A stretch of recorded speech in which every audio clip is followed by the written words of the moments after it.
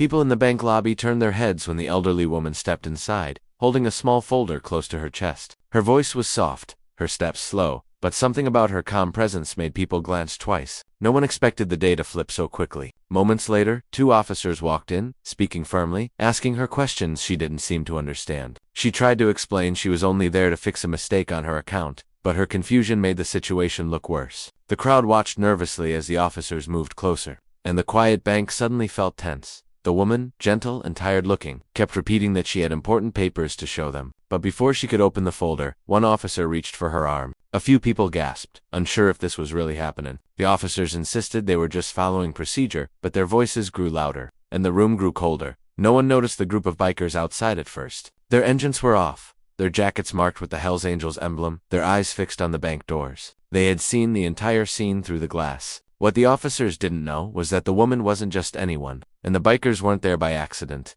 As the officers prepared to lead her outside, the bank doors slowly opened behind them. Heavy boots stepped inside. The air shifted, and in that moment, everything was about to change. The officers turned their heads when the sound of boots echoed across the lobby floor. The bikers didn't say a word at first. They simply stood there, calm but unblinking, as if they were trying to understand what was happening to the elderly woman. The bank customers shifted nervously, sensing something bigger beneath the surface. The officers tried to stay professional, but even they could feel the pressure in the room rise. The woman looked up at the bikers with a soft, almost relieved expression, like she recognized them more, at least recognized the safety in their presence. Her hands trembled slightly as she held the folder tighter. The officers asked her again about the account issue, but she kept glancing at the papers, as if the answer to everything was right there, waiting to be shown. Outside, a few more bikers gathered near their motorcycles, quietly watching through the windows. They weren't loud, they weren't threatening, they were simply there, almost protective, as though they felt responsible for her. People in the bank began whispering, wondering why a group as known as the Hells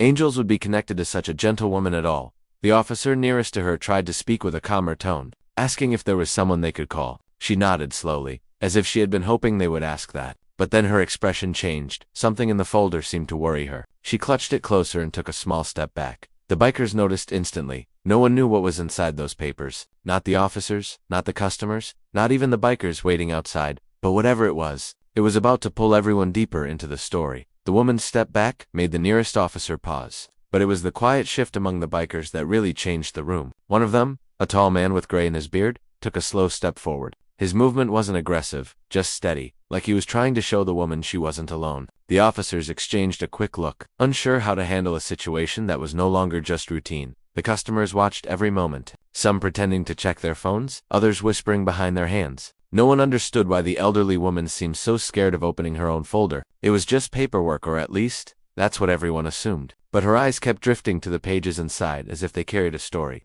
she wasn't ready to share. One of the younger tellers, who had helped her earlier, finally spoke up from behind the counter. She mentioned that the woman had come in last week, confused about a withdrawal that she didn't remember making. She said the woman insisted something was wrong with her account.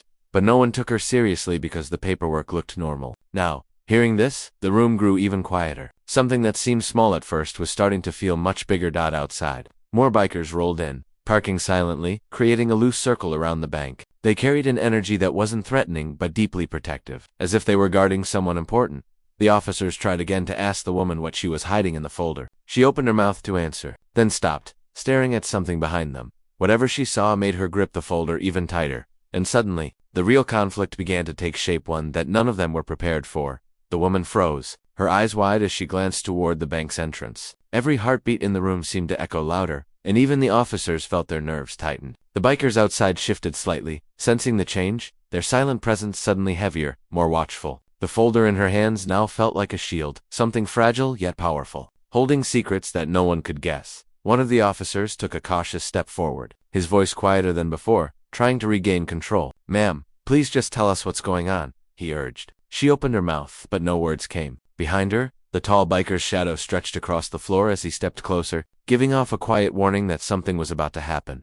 The younger teller peeked over the counter, whispering nervously to a colleague about the woman's trembling hands. "Do you think she's hiding something dangerous?" she asked. The others shook their head, unsure if it was danger or desperation. Outside, engines rumbled softly, a low vibration that seeped through the walls. The biker's eyes never left the doors, waiting, anticipating, protective, Customers clutched their bags, unsure whether to stay or flee. As the tension inside the bank thickened like a storm about to break, the elderly woman finally lifted the folder slightly, revealing a glimpse of papers that glimmered under the fluorescent lights. The officers leaned in, curiosity mixing with caution, while the bikers' heads shifted subtly, a signal to each other. Everyone in the room sensed that this was the moment everything could change. Whether calm would return or chaos would erupt. She took a shaky breath, looked up at the officers, then back toward the entrance, and whispered a single word that made everyone pause. And in that suspended silence, the tension in the bank became almost unbearable. The word hung in the air, barely audible, but it struck like a warning. The officers instinctively froze, their eyes flicking to one another. The bikers outside stiffened, gripping their jackets as if they'd felt it too. The elderly woman's hand tightened around the folder, her knuckles white, and for the first time,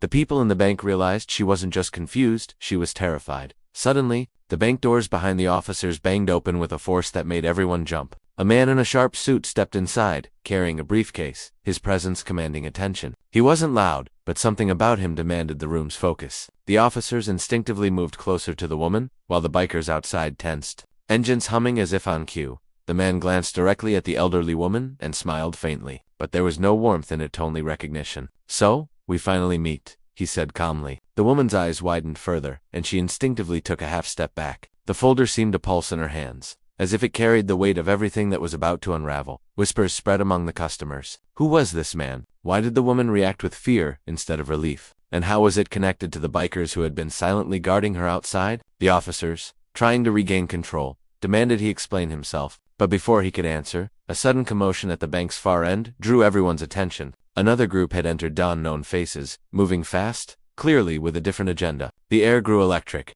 tension snapping like a wire. The elderly woman glanced at the folder one more time, then at the officers, then at the man in the suit. Her voice shook as she whispered, "They know about it. All of it." Every eye in the bank turned, the sense of danger now unavoidable. The real stakes were about to be revealed, and no one in the room was ready for what came next. The tension in the bank snapped like a live wire. The man in the suit took a step closer to the elderly woman, and in a swift motion, she opened the folder, revealing stacks of documents and photos that spilled onto the counter. The officers froze as they recognized what they were looking at: evidence of a major financial scam, one that had quietly siphoned millions from innocent people. The man in the suit's calm smile faded, replaced by a flash of panic. Outside, the bikers moved with quiet precision. Two of them slipped inside, positioning themselves between the woman and the approaching unknown group. The bank customers shrank back, realizing that the Hells Angels weren't here to cause trouble, they were here to protect her. The officers, now understanding the stakes, lowered their hands, choosing caution over confrontation.